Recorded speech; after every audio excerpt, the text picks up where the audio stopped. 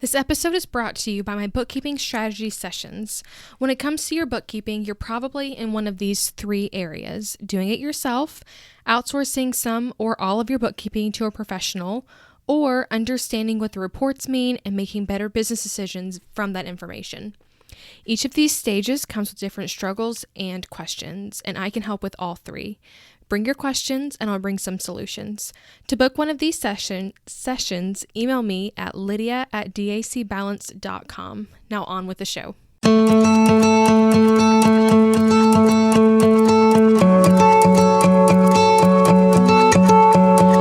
You've started a home-based service business and you have found that running a business is harder than it looks and more overwhelming than you ever thought it would be. This podcast is the best of the best information that I've learned to help grow and sustain my business. Listen, subscribe, and follow along. We can avoid the overwhelm and start creating a business we love to run.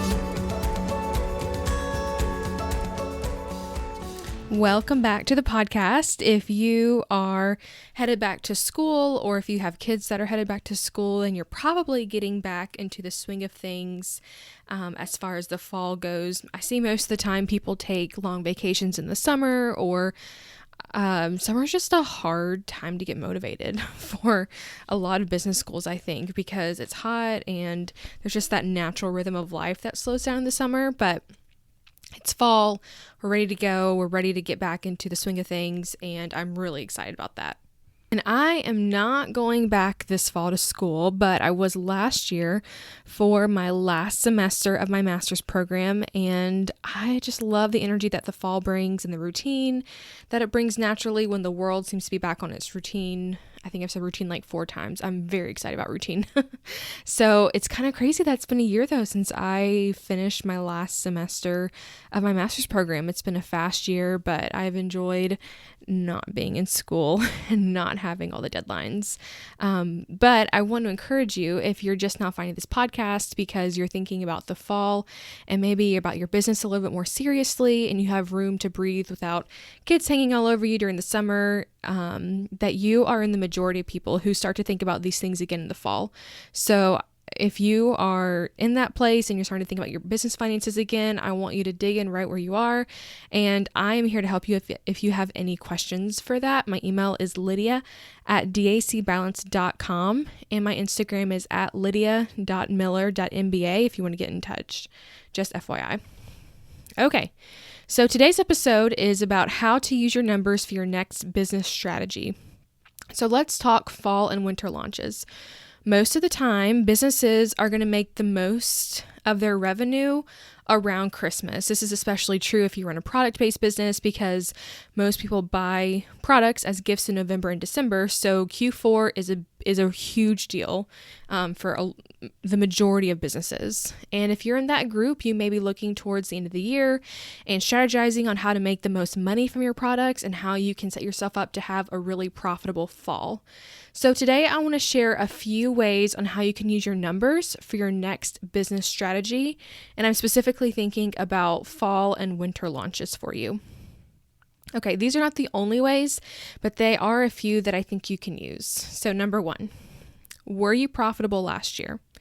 If this is your second year in business, I want you to look back at last year and see if you were profitable during this time of the year last year. And if you were, then I want you to see how profitable. So look at your revenue minus your expenses and see just how much profit that you made roughly.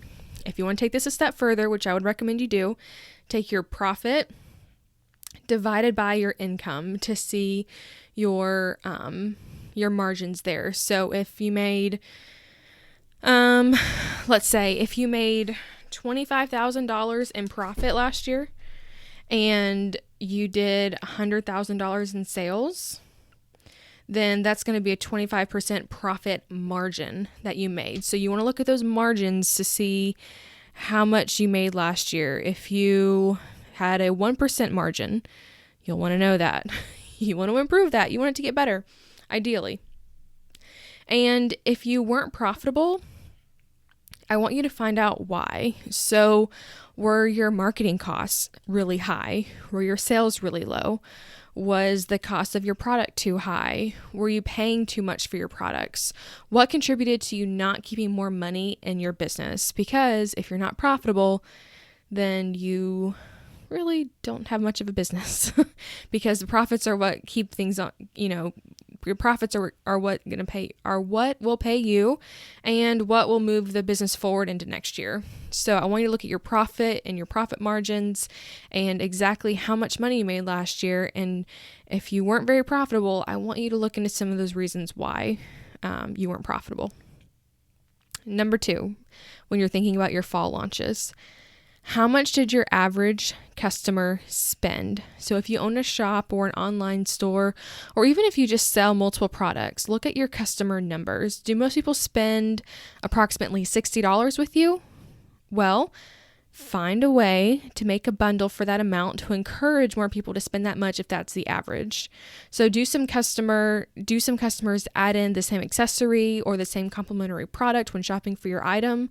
Well, make it easy for them to find it. Find out how much the average customer spends so that you can dig into what was bought, how much, when they bought it, and really get into their mindset so you can find more customers with that mindset and make more money. That incorporates a lot of marketing as well.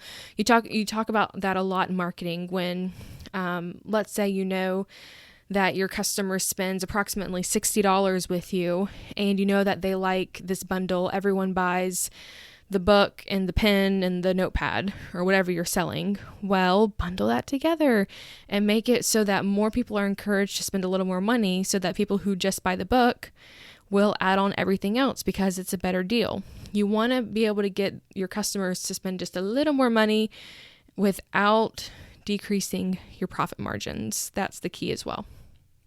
So look back at last year to see how much did your average customer spend. That'll also be really good to see how many customers that you'll need to hit your goals.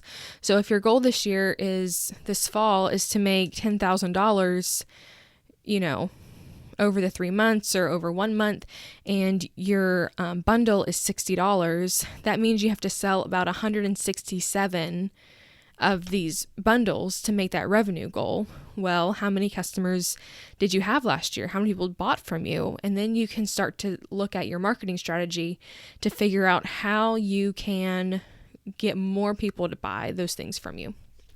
So number 3, for your fall launches, look for retainer clients. Now, this is especially true if you have a service-based business. So we talked about product-based businesses. Let's talk about service-based businesses really fast. Retainer clients. This is what has taken the stress for my business, is having retainer clients who pay monthly. For you service-based business owners, I want you to look at how much your retainer clients are paying or how much you would like to book someone for and see how many hours per month you're spending on them.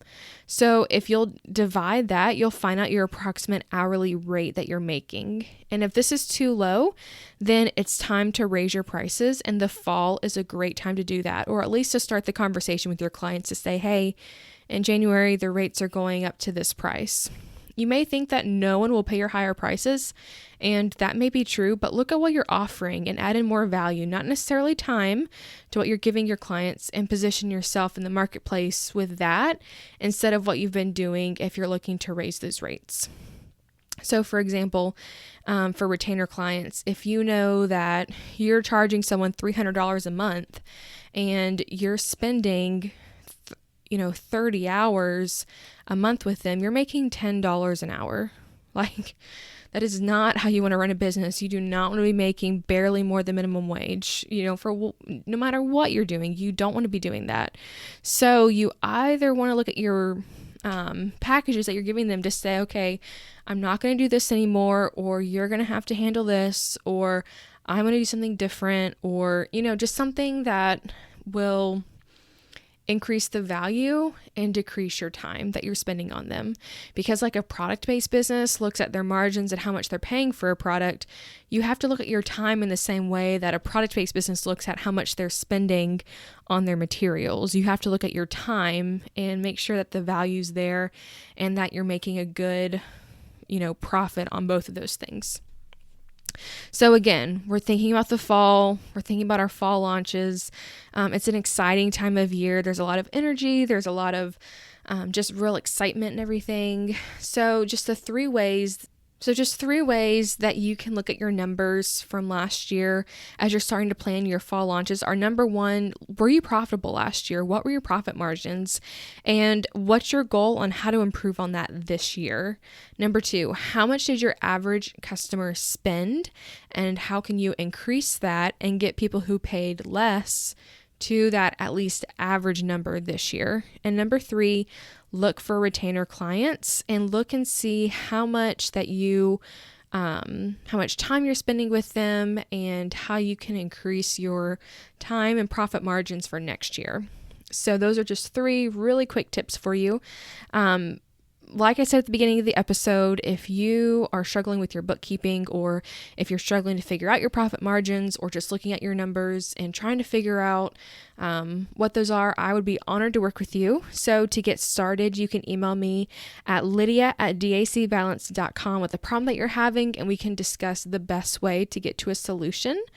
And I would love to connect with you. You can find me on Instagram at lydia.miller.mba. And like I've said, always by email, lydia@dacbalance.com. So until next time, go and make it happen.